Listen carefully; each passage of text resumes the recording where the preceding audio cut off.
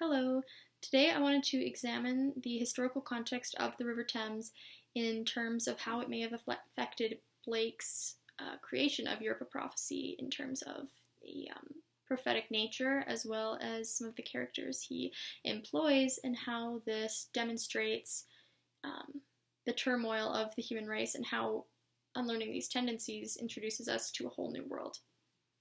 So, for starters, Blake lived very close to the Thames, and so we know that he was in close contact with it at all times, meaning that he probably was influenced by, its changes and visually and its relation to Europe as it runs through all of the United Kingdom, as we know.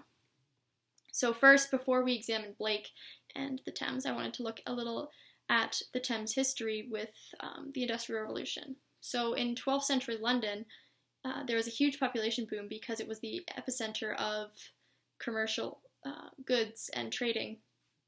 And so it attracted a lot of people because it had these routes that made it easier to trade with other countries and other cultures.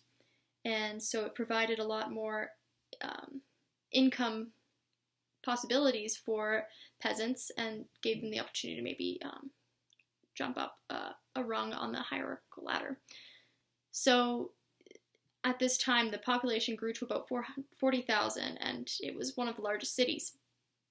But because of this, there was an increased amount of waste in terms of livestock and human waste, as well as with the industrial makings it had. There was a lot of waste that needed to be dumped. So while there was a sewage system implemented in 12th century London, it unfortunately was all dumped into the Thames. So the Thames, which already is an ecosystem in its own, experienced already this kind of juxtaposed relationship with humanity, as the Earth has in general, where the population uses it as a beneficiary for implementing commercial goods and capital, but then giving back to it, it is basically we're slapping it in the face, the ecosystem. So, and we know this happens again in the Victorian period when we see a huge outbreak of cholera and how this infects and kills a lot of individuals in London, and how it also killed the salmon ecosystem, and it affected the toxicity of the river. So, with all this in mind, we see that the river is this kind of liquid history of Europe and its relationship with the Industrial Revolution. So I wanted to examine a historical narrative about the River Thames, and I've actually found one published in 1794, which is ironic. So this one is published by William Combe, and while I didn't look too far into his details about the River Thames because it just talked about the cities it went through, I more looked at his prologue, which stated that the history of a river is the history of whatever appears on its banks, from metropolitan significance to village simplicity, from the habitations of kings to the huts of fishermen, from the woody brow, which is the pride of the landscape, to the secret plant that is visible only to the eye of the botanist. So already we see that the River Thames is being viewed as this historical reference for Industrial Revolution or for humanity, because it contains these kind of sedimentary roots about how we have treated the water system.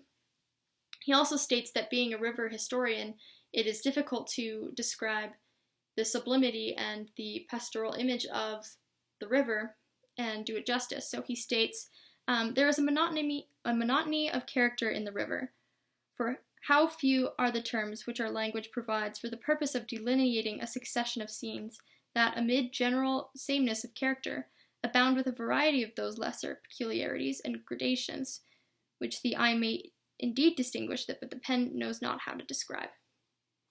So I thought that passage was interesting because I thought it applied well to William Blake, who, as we know, described the things that we cannot see in terms of his prophetic images.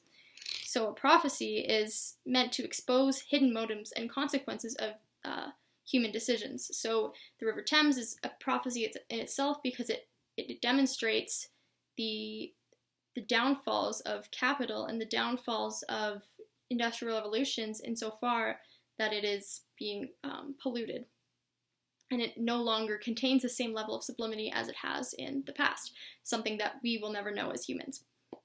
So I thought this was interesting in terms of Europe of prophecy because, you know, the River Thames is integral to Europe and its history, and it seems that William Blake knows this and uses this image to an advantage in his, as we say, in his prophecy.